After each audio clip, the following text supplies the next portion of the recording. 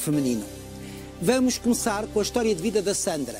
A Sandra, que escreveu para o nosso programa, porque se sentia capaz de vir contar a sua história de vida para, possivelmente, também ajudar outras pessoas que tenham passado por muitos anos de profunda tristeza e solidão.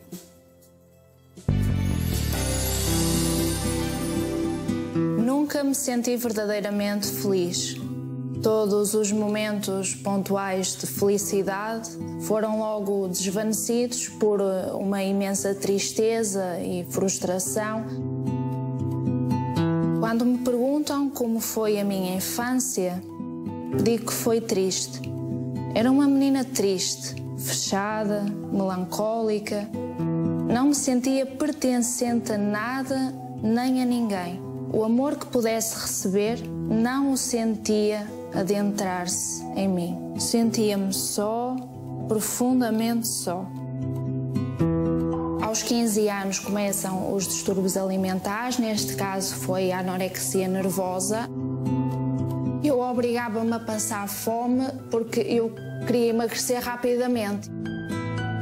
O meu peso mínimo nesta altura foi cerca de 45 quilos. Eu olhava para mim, ao espelho, era uma sensação de insuficiência. Fica sempre um fantasma.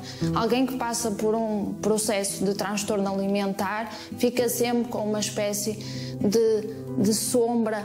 Eu passei de um processo de anorexia nervosa para um processo de fome emocional. Significa que eu preciso de comer para tapar buracos. Durante algum tempo eu sinto-me bem, só que depois vem a culpa. A comida era um refúgio, era um lugar seguro, mas era um lugar de conflito, porque a comida está muito associada à nutrição e aquilo que faz com que nós permaneçamos neste mundo. E é contraditório porque eu lá atrás, quando tive anorexia, eu queria de alguma forma desvanecer deste mundo, morrer lentamente. Num processo de fome ou compulsão alimentar, eu procuro mais uma vez essa satisfação imediata. Eu penso assim, oh meu Deus, mas eu vou engordar. E aí surgem novamente os problemas. Eu sentia que, pelo menos ali na comida, eu podia, à vontade, descarregar as minhas emoções, as minhas frustrações. A pandemia foi o epicentro da perda da minha saúde mental. Foi aí que começaram a surgir as doenças psicossomáticas. O corpo entrou em colapso total e quando a dor se materializa no nosso corpo, aí sentimos verdadeiramente o que é sobreviver. É uma luta de... Eu não quero viver, porque a certa altura eu pensei assim, eu quero render-me, eu não quero mais lutar, eu estou cansada de lutar. Eu passei a minha vida toda a lutar. E eu, por muitas vezes, tive ideações suicidas, porque o fantasma, a sombra de não pertencer ao mundo sempre me acompanhou. Se eu não me conseguia encaixar e se eu não estava feliz, talvez o melhor fosse mesmo acabar com a minha vida. A vida sempre me meteu medo e eu sempre preferi a morte. Ao menos, se morresse, tudo acabava, pensava eu. Seja bem-vinda, Sandra. Porquê é que quis vir a este programa? Uma vez que foi a Sandra a escrever-nos. Muito obrigada. Penso que foi um e-mail.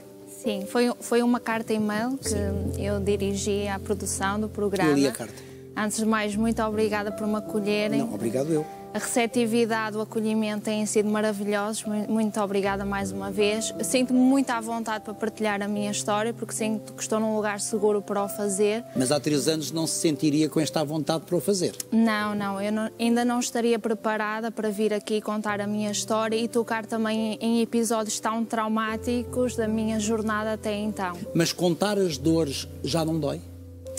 Já não dói porque eu acho que eu precisei de vivê-las e experienciá-las até ao tutano para finalmente, depois de ter enfrentado todo esse corredor de dor, de morte, de solidão, de tristeza, regressar mais forte e com capacidade emocional para expressá-lo da melhor forma. Mas então que capacidade é esta que já tem para contar as suas dores em público e perante milhares e milhares de pessoas.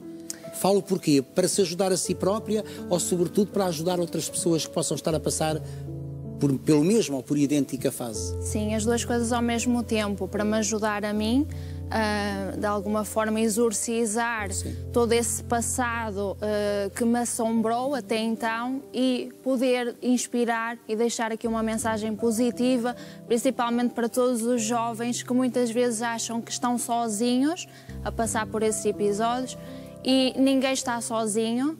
Todos nós carregamos durante muitos anos o fardos, pesos, traumas, medos, bloqueios, mas a partir do momento que nós decidimos eu não quero mais carregar algo que não me pertence, eu quero libertar-me de tudo aquilo que me prendia, a nossa vida ganha uma leveza, uma felicidade.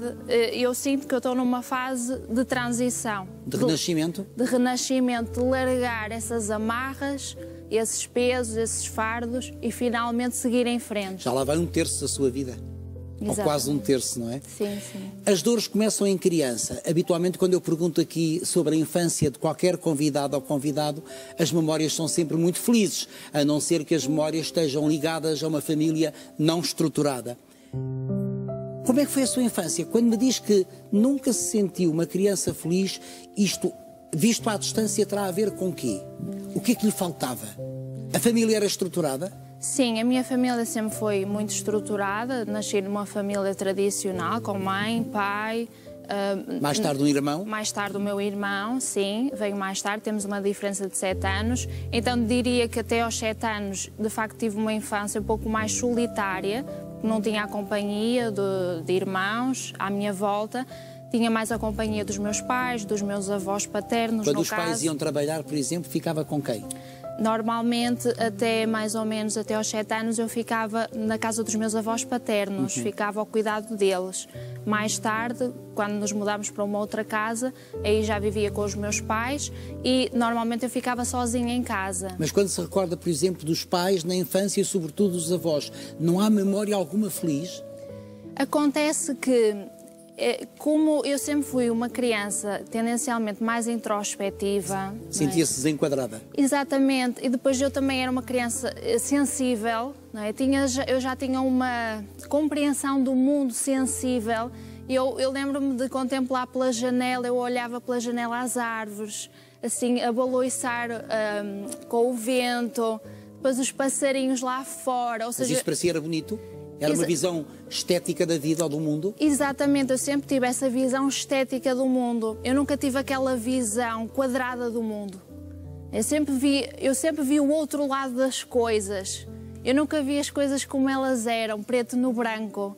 E então a tristeza ou a solidão que sentia tinha a ver com o facto de achar que os outros não a entenderiam por ser diferente? Exatamente, ou seja, eu sentia que por mais que eu me expressasse ou por mais que eu tentasse traduzir o meu mundo interior... Mas tentava fazê-lo? A questão é que parece que eu sentia uma barreira externa. Era como se à minha volta as pessoas falassem uma língua e eu falasse outra língua. Sandra, essa barreira existia de facto, estamos agora a perspectivar, ou estamos agora a falar, é uma distância de mais de 20 anos. Essa barreira existia de facto ou foi a própria Sandra que a criou? Sim, também. Ou seja, eu também, obviamente na altura, eu devo ter projetado que não me compreenderiam e eu própria... não, mas...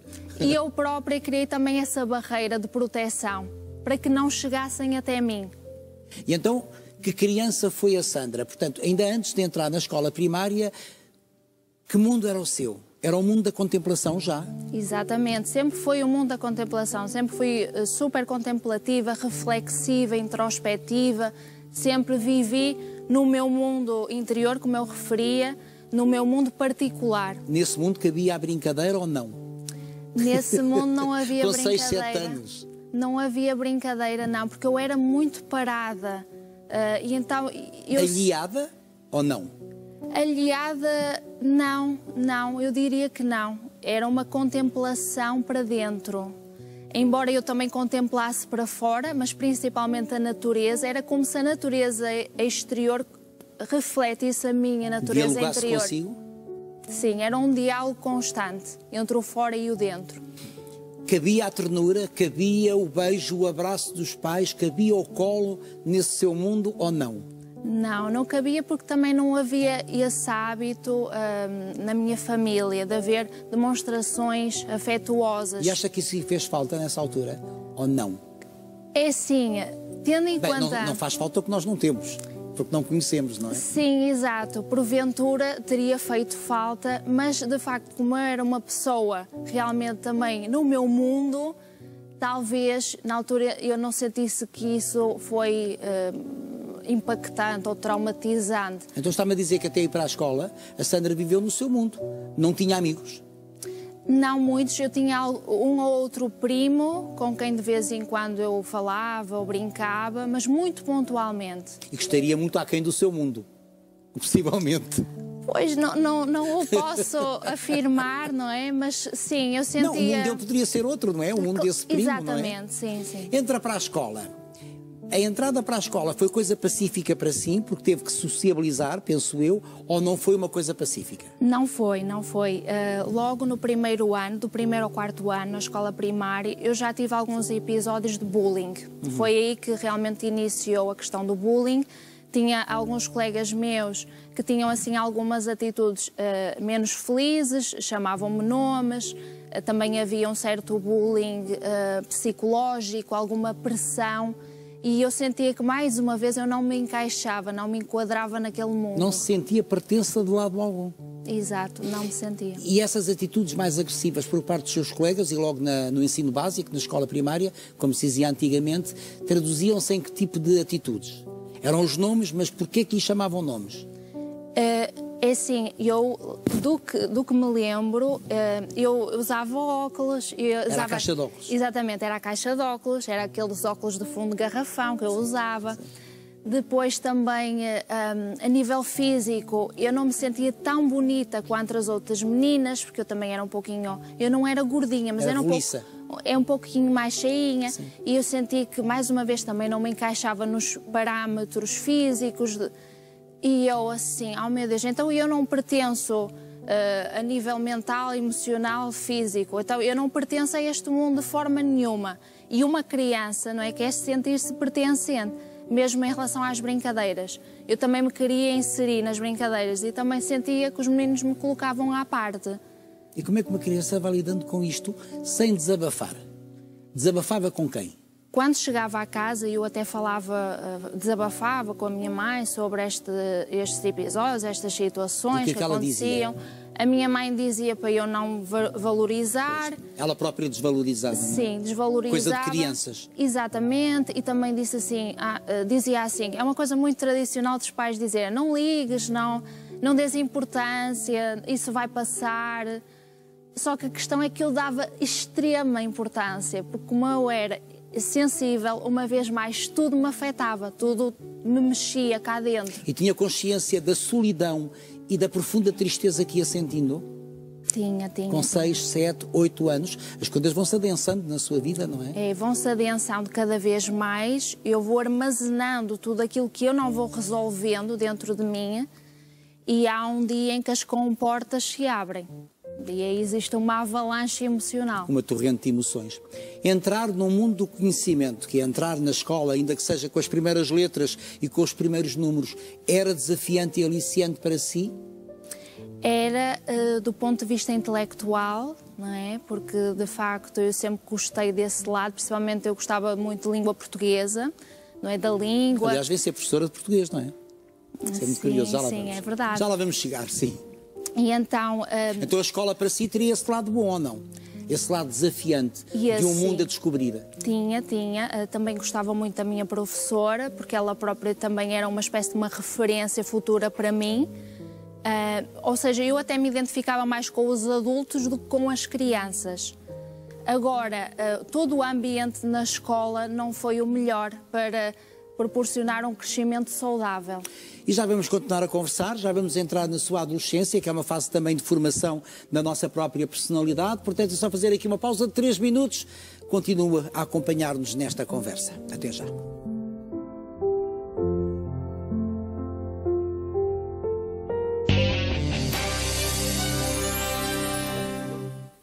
Já perdi a conta às vezes que lhe digo, e com todo o gosto, que o meu plano de saúde é o Platínio Mais Vida da Medicare. E estamos aqui, tanto eu como o Luís Mateus da Medicare, ora viva, boa tarde, Luís, para esclarecer qualquer dúvida que possa ter acerca do plano de saúde Platínio Mais Vida. Quais as vantagens? Ir à farmácia, compra os 100%, mas não somos mais de 1.400.000. Entra em modo Betano com 10 euros grátis no registro. Betano.pt. Que eu considero que é adequado, vou começar a vestir-me de certa forma, vou finalmente integrar-me neste mundo. Vou controlar a minha vida. Vou controlar aquilo que eu não consegui controlar até então. Não controlou? Não, descontrolei completamente. E foi aí que, depois de ter emagrecido muito peso... Para conseguir emagrecer até aos 45 quilos, que é um peso extremamente baixo para uma jovem, para qualquer pessoa, o que é que fazia? O que é que fazia, nomeadamente, para manipular os seus pais? Então, Porque uma pessoa com anorexia ou com bulimia consegue manipular. Sim, sim, é verdade. O que é que eu fazia nesse período da anorexia? Por exemplo, as refeições. Em relação às refeições, por exemplo, o pequeno almoço eu não tomava. Não tomava, passava então todo o período da manhã sem tomar o pequeno almoço, depois chegava a hora do almoço e eu comia uma ligeira porção, uma porção muito pequenina, para ter alguma energia durante o dia. Depois, talvez ao final do dia, comesse mais alguma coisinha, também para suportar as flutuações, porque os dias eram intensivos, porque eu tinha as aulas. Eu nesse momento já estava na fase do secundário, já estava no 10º ano. Claro. Ou seja, era um período exigente do ponto de vista horário, e então eu comia muito pouco ao longo do dia, para manter aquela reserva de energia suficiente para me conseguir aguentar de pé. Sandra, mas a família percebia que estava a emagrecer e a comer cada vez menos, ou não? Não era muito notório que eu estava a emagrecer de uma forma drástica, porque eu até aos 15 anos, apesar de tudo, eu já era elegante, já tinha uma estrutura física... Se o corpo também já se tinha desenvolvido, ou começado a desenvolver, não é? Sim, sim. Então também não era assim muito discrepante a nível de peso. Não houve assim um choque tão grande em relação à flutuação do peso. Mas há uma flutuação na quantidade que comem cada uma das refeições em família. Isso sim, mas foi uma coisa sempre muito gradual. Eu não deixei... Mas fê-lo conscientemente. Exatamente, sim. Fazia de forma a que não notassem que eu estava a deixar radicalmente de comer. Quando se olhava ao espelho, que ideia é que tinha do seu corpo? E eu quando me olhava ao espelho... Andava à procura do corpo ideal, não era? Sim, que no fundo eu andava à procura de uma vida ideal. Claro.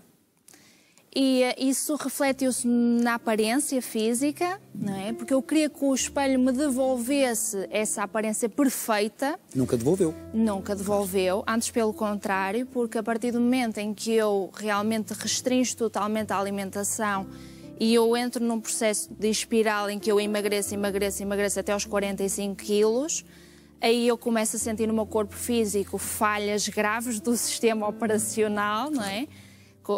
Deixo de ter a menstruação, começo a ter problemas de saúde, e tudo isso foi escalando até eu ir ao médico. Deixar, por exemplo, ter a menstruação assustou-a?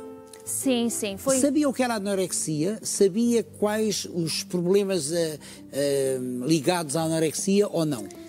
Eu já tinha ouvido um caso ou outro na televisão, daí a televisão ser muito importante na divulgação destes casos. Já falamos disso há muito tempo. E eu, de facto, já tinha contactado com a questão dos distúrbios alimentares. Mas tinha consciência de que poderia estar com distúrbio alimentar ou não? Não tinha. Eu só achava que eu queria cumprir o objetivo, que era emagrecer. E o meu foco era esse. E emagrecendo conquistaria aquilo que entendia ser a vida ideal. Exatamente. E nessa vida ideal estão os outros? Estariam os outros? Estaria o convívio com os outros? Não estaria. Porque... Continuava a achar-se uma peça desenquadrada?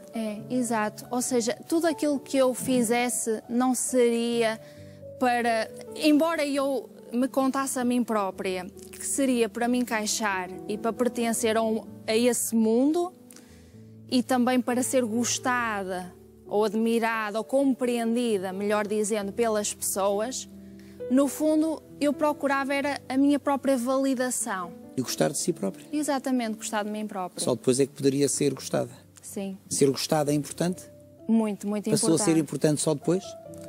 Eu acho que sempre foi importante, não é? E nunca se sentiu gostada? Nunca me senti gostada. Mas era capaz de ser gostada. Exato, sim, sim. Claro. Nomeadamente que sim. pela mãe, pelo pai, Claro que mais sim. tarde pelo irmão, não é? Sim, e não tenho dúvidas disso. E isto também implicou sofrimento para si e certamente também para eles. Disse-me há pouco que vai ao médico. E vai ao médico, portanto, quando já tem os 45 quilos. Isto foi a mãe que a forçou a ir ao médico? Como eu deixei realmente de ter a menstruação, Claro. Eu acho que na altura falei Já com há a minha mãe. repercussões físicas, não é? Exato. Do seu estado. Também lembro-me que eu fiquei com muita queda no cabelo. Assim, foram essas manifestações abruptas que me fizeram logo ficar em dúvida de que alguma coisa não estava bem. E eu comentei com a minha mãe, desabafei com ela e disse, olha, está a acontecer isto. Mas eu nunca revelei, ou seja, eu nunca revelei que eu estava num processo de restrição alimentar. Porque eu também na altura não tinha nome para dar a isto. Claro. Então eu nunca disse assim, eu não estou a comer nada durante o dia, eu sinto-me frágil, eu sinto-me fraca, eu estou a perder peso. Nada disso. Foi no momento em que eu perdi realmente a menstruação. A mãe nunca percebeu que estava a perder peso? Até o momento em que vai à médica de família? Porque, ou seja, como eu disse, não foi muito radical a perda. E possivelmente também com a roupa que usava também disfarçava, sim, não? Sim, sim, também disfarçava, mais uma vez. E não era... Eu não perdi 20 quilos, assim. Sim. Eu perdi, talvez, provavelmente 10 quilos, mas que... Eu sempre também tinha uma coisa, eu tinha assim a cara um pouquinho mais redondinha e dava um pouco para disfarçar, né? Então eu sempre tive uma estrutura que dava para disfarçar. Então o diagnóstico surge depois da ida à médica, é? Sim. Anorexia nervosa. Exatamente, foi ela que me disse, que deu esse nome, anorexia nervosa. Diria que na anorexia há uma restrição total da alimentação, na anorexia nervosa existe uma restrição parcial. Então foi uma coisa muito gradual, só que realmente já estava a ter esses impactos na minha saúde. E quando é que surge aqui uma designação que eu acho muito interessante e importante? Ter sido consciencializada. Eu tinha fome emocional.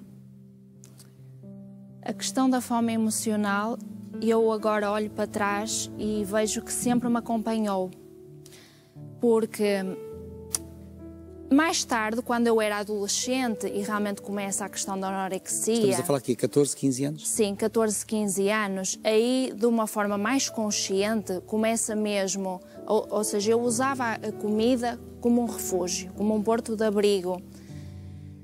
Usando ou não. Ou seja, no processo da anorexia, em que eu limito-me a comer pouquinha coisa para ter alguma energia durante o dia, mas eu queria emagrecer, eu estava num processo de morte lenta, não é? No sentido de a vida não fazia sentido. Não faz sentido viver, então vou comer pouco e se tiver de desvanecer e ir desta para melhor vou, porque também não me encaixo, não me sinto feliz. A vida metia em medo, estou a usar uma frase sua. Sim, metia, talvez nessa altura eu não tivesse esse entendimento das coisas, mas eu sentia, de facto, se eu não sou feliz nesta fase da vida, também nunca vou ser. Portanto, a morte pode ser a minha salvação. Talvez.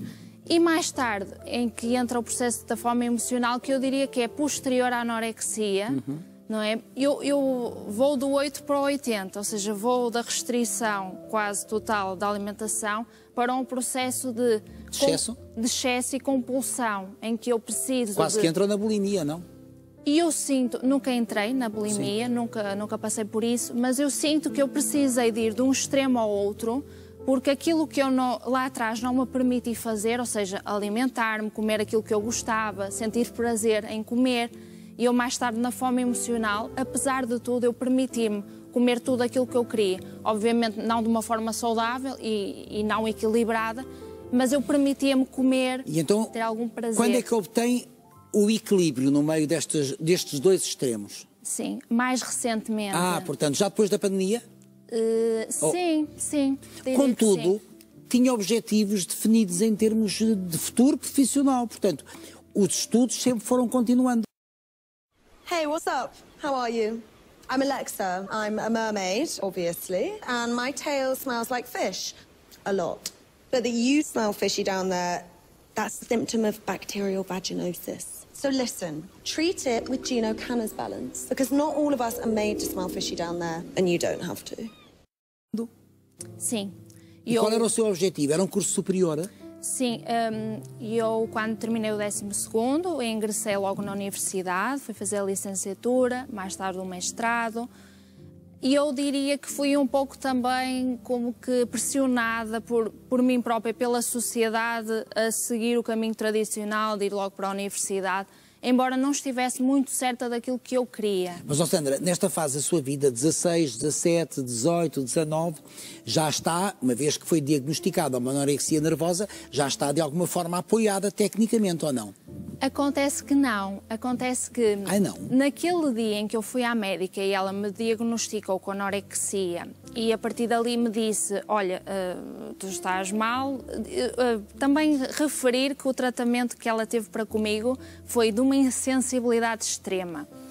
E ela não teve o cuidado de perceber que eu, embora fosse jovem, eu ainda me sentia criança. Eu naquela altura precisaria de acolhimento, de alguém que estivesse ali ao meu lado, de acompanhamento psicológico. Eu não tive acesso a uma psicóloga. Isso é quase contraditório, porque se sentia uma criança em termos emocionais, contudo, enquanto criança, estava muito avançada para aquilo que era a sua idade. Sim. É curioso, sim. É? Porque, ou seja, a nível mental, intelectual, talvez. Não era uma criança. Sim, mas a nível emocional, sim. Claro. E eu, nessa altura, quando fui a essa médica, eu senti que ela foi muito insensível e acontece que, mais uma vez, eu tive de, sozinha, ter de encarar todo aquele processo. Não tive o acompanhamento médico e, durante muitos anos, tive de ser eu própria a disciplinar-me para me alimentar bem, para não voltar a recair numa anorexia. Portanto, tive essa consciência? Tive a consciência que teria de ser eu a lidar com os meus próprios fantasmas. Só que eu, mais uma vez... E os seus próprios medos? E os meus próprios medos, só que eu sentia, eu não consigo, é muita coisa para eu lidar sozinha. Era um peso muito grande. Hoje consegue identificar os fantasmas? Consigo, porque sempre me acompanharam, não é? Eles sempre aqui estiveram. Eles sempre estiveram escondidos no alçapão. Mas têm nome? Tem nome. A questão é, eu também dei-lhes força. Eu dei demasiada força a algo que... Eles quase que a engoliram. Exatamente, sim. Mas que fantasmas são estes? São inquietações. Pois? Inquietações permanentes, não é? De um ser sensível, inquieto e Inquietações criativo. existenciais. Existenciais, sim. Contudo, ter o seu curso, não é? Quando é que a escrita entrou aqui como processo terapêutico?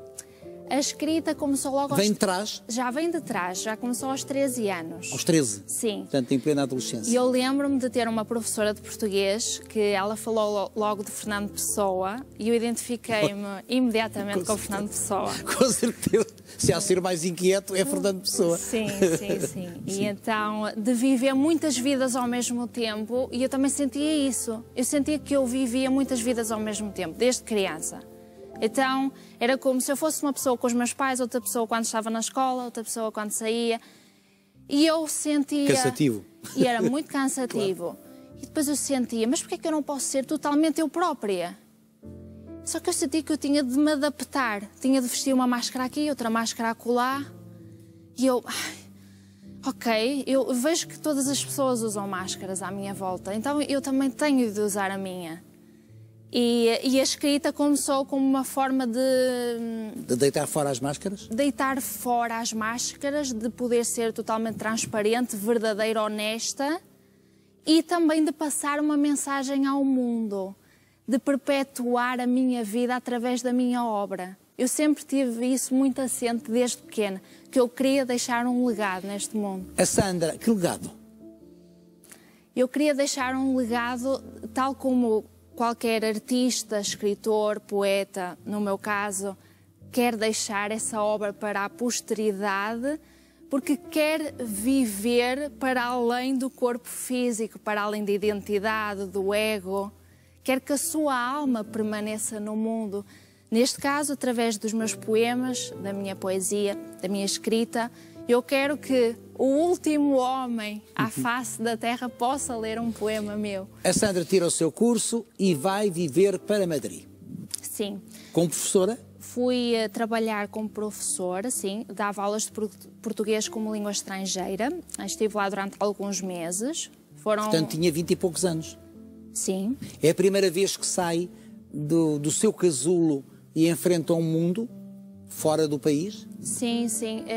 Foi uma fase muito importante para mim, porque finalmente voei do ninho, não é? E era importante para mim. É uma prova de fogo. Era importante porque eu também sempre estive ali na minha zona de conforto. Sim. E então finalmente pensei assim, não, agora é hora de voar, alçar novos voos, ir à procura de novas oportunidades, conhecer novas pessoas, socializar. E já lhe era fácil socializar? E já me era fácil socializar, porque no momento em que eu saio do 12º ano e entro na universidade, a partir dessa altura eu sinto que houve ali um clique. Comecei a envolver-me em grupos da universidade, comecei a conhecer pessoas do meu mundo, e isso foi muito importante. A partir do momento em que nós encontramos os nossos pares, finalmente encontramos uma casa, um refúgio. Está-me a dizer que finalmente sentiu que pertencia a um lado, a uma tribo, a um grupo? A uma tribo, exato, sim, sim. E foi aí que eu senti finalmente que eu poderia ser eu própria. Gostou da cultura espanhola? E eu acho isso muito interessante para alguém que é marcado pela tristeza, quando a cultura espanhola é toda para fora, não é? Exatamente, mas como eu passei tantos anos da minha vida metida para dentro, ir ao encontro de culturas que estão para fora ia-me dar um bom contraste. Então eu senti que... Essa descoberta foi estonteante? Essa descoberta da alegria, você conseguiu descobrir a alegria? Experimentou a alegria? Sim. Eu gosto imenso desta frase. É de Tolentino de Mendonça. Sim, sim, eu experimentei a alegria e eu sou uma pessoa alegre, só que acontece que eu não tinha espaço para poder exercitar essa alegria, né? Eu não estava no meu lugar, é como se eu ainda não tivesse encontrado o meu lugar e fui à procura de encontrar o meu lugar. Então onde é que é o seu lugar atualmente? O meu lugar é em mim, não é? Não vale a pena andar à procura, não é? Muitas vezes fazemos isso, nós viajamos, nós o seu corpo é a sua casa. Eu quando digo corpo é na plenitude de tudo, de cérebro, emoção, alma. Sim, é nessa plenitude, integrando, não é, todas essas dimensões, porque eu vivia desintegrada, eu vivia apartada de mim própria. Eu vivia num mundo aéreo, da mente criativa e não baixava, não é, ao mundo terreno. Entretanto vem a pandemia, o confinamento, portanto são 2 anos, 20 e 21, muito complicados para a maior parte das pessoas. Foi por isso que regressou a Portugal? Sim, sim, no período da pandemia. E este foi um período muito delicado na sua vida? Foi. Há um regredir dos progressos que tinha alcançado? Eu diria que eu pus tudo isso para trás, não é? Ou seja, todos esses fantasmas do passado eu coloquei para debaixo do tapete e... Não é boa ideia? E migrei, não é? Fui à procura de novos horizontes, só que acontece que eles continuavam lá, não é? E eu na pandemia, assim como toda a gente, teve a oportunidade de enfrentar esses demónios, esses fantasmas que estavam ali, não é? Mas que nós preferimos deixar para segundo plano. Até porque a sua estrutura não estava suficientemente cimentada, não é? Não estava. E eu, na pandemia, fui confrontada com tudo isto e percebi, eu tenho de cuidar de mim. E é quando surgem as doenças psicossomáticas? Estamos a falar concretamente de quê? Sim, problemas do foro digestivo. Sim. Dores constantes, qualquer coisa que eu comesse me caía mal, eu fiz muitas alterações na alimentação e mesmo assim não me sentia melhor. Tudo aquilo que poderia sentir fisicamente era fruto do seu cérebro, não é? Do seu estado emocional e não problemas físicos. Ou seja, tudo aquilo que não ficou resolvido a nível emocional manifestou-se no meu corpo físico, porque o corpo tem memória, não é? Então todo o sofrimento armazenado de anos e anos que não é resolvido fica latente no nosso corpo e mais cedo ou mais tarde vai manifestar-se através de uma doença. E é aos 28 anos que pede definitivamente ajuda? É nesta fase? É mais recente, o pedido de ajuda é mais recente, no ano passado, mais concretamente. E estamos a falar de quê? Entra em modo Betano com 10 euros grátis no registro. Betano.pt.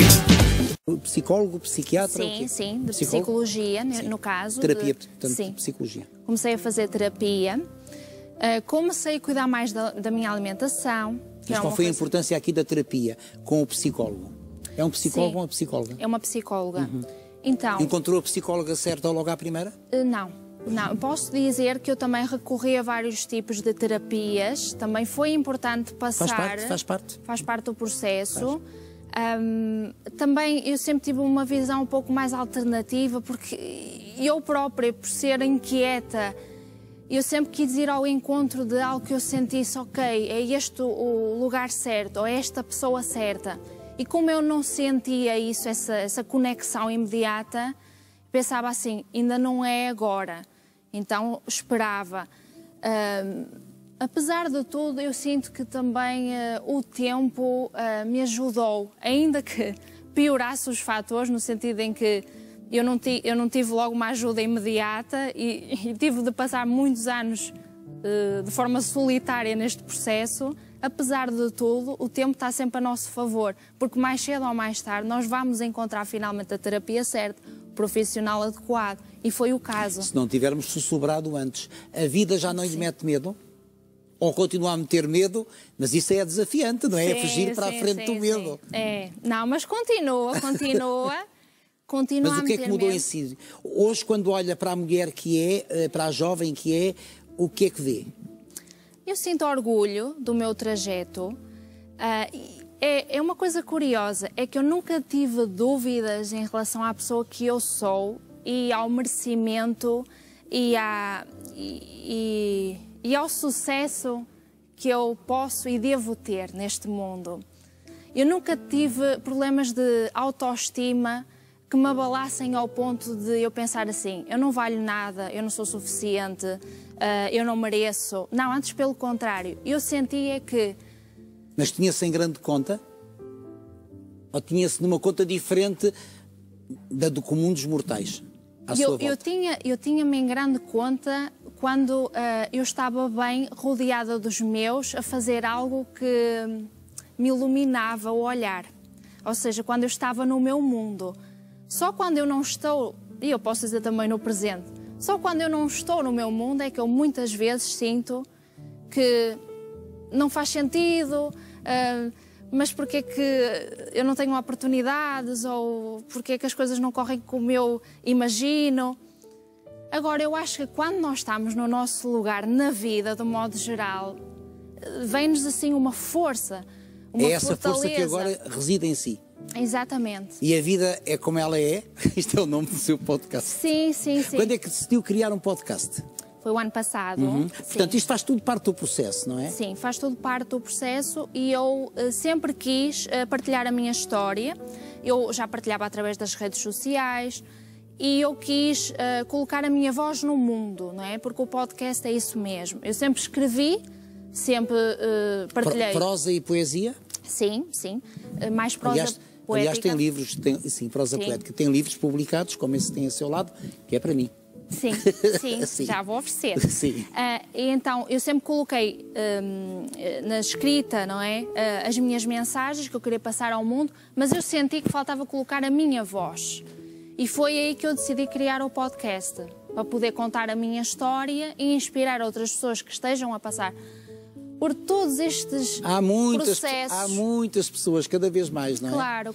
E agora o que é que cabe no seu mundo? Cabe todo um universo de possibilidades infinitas. Com muitas pessoas? com muitas pessoas, com muitos seres, porque eu também gosto muito de animais, da natureza,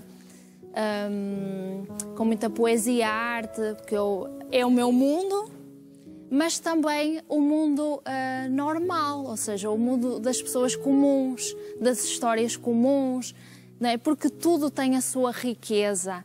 Eu acho que também achava que só os artistas, ou só esse mundo mais criativo, é que era interessante. Só que eu, a partir do momento em que eu comecei a ver que a vida por si só tem todo esse encanto, né? Até o sapateiro, com certeza, o talhante... E todos terão a sua sabedoria, exatamente, não é? Todos têm o seu universo particular para partilhar com o mundo. Então, Sandra, o que é que diria hoje à criança triste e só que foi? Que um dia vai ser feliz, porque era algo que eu contava-me a mim própria. Eu lembro-me, e isto ficou-me marcado, eu lembro-me de ser criança, de chorar verões inteiros. Eu chorei. Era assim, era um processo de libertação de águas internas, de emoções, não é? Porque a água está muito associada às emoções, e eu chorava, porque eu sabia que um dia ia sorrir imenso. E então eu quero também deixar aqui uma mensagem esperançosa para todas as pessoas que estejam a passar por esse processo, principalmente para as jovens e jovens que estão a passar por isso. Rapazes também. Exatamente, não é só raparigas, também muitos rapazes, e eles ainda têm a questão de muitas vezes não poder expressar-se. Porque isso pode macular a sua masculinidade. Exatamente, não é? Sim, e de todo, porque na nossa vulnerabilidade está a nossa fortaleza, na nossa sensibilidade está o nosso ponto forte. Então hoje o que a faz feliz? Hoje o que me faz escrever, feliz, certamente. Escrever, comunicar, partilhar o meu mundo. E o que é que espera do futuro? Em termos profissionais, vai voltar a dar aulas? Gostaria, sim. Estou a pensar a dedicar-me ao ensino, a dar aulas de português principalmente. O mundo da comunicação fascina-me imenso. E você comunica bem. E agora também estou envolvida em projetos poéticos, claro, sou poeta, mas estou envolvida... O que é ser poeta?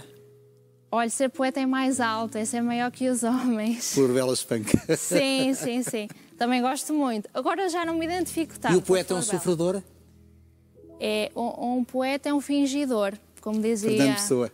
Como dizia Fernando Pessoa. Mas finge tão completamente que chega a fingir a dor que de veras sente. Sandra, quer deixar mais alguma mensagem? Quero deixar... Estivemos à conversa quase 50 minutos, está a ver como vou. Vem cá esse livro. Este livro é o seu segundo livro de poemas? Então, o primeiro intitula-se Éter, saiu no Brasil e no México, e este segundo intitula-se Silente e é em versão reversa bilingue. Do outro lado está em espanhol. Então este livro saiu no Brasil. Os meus livros estão todos publicados no Brasil. Um apelo ao silêncio. Que importância tem o silêncio para si? Muita. Porque eu gosto de ruído, de animação, de alegria. É no silêncio que se encontra? Mas é no silêncio que eu me encontro. Sandra, muito obrigado. Já a venho buscar. Desejo-lhe as maiores felicidades. Esta conversa quase que entrou um bocado na próxima, porque vou conversar também sobre a vida, sobre medos, sobre inquietações, com a belíssima atriz Maria Fernanda Cândido.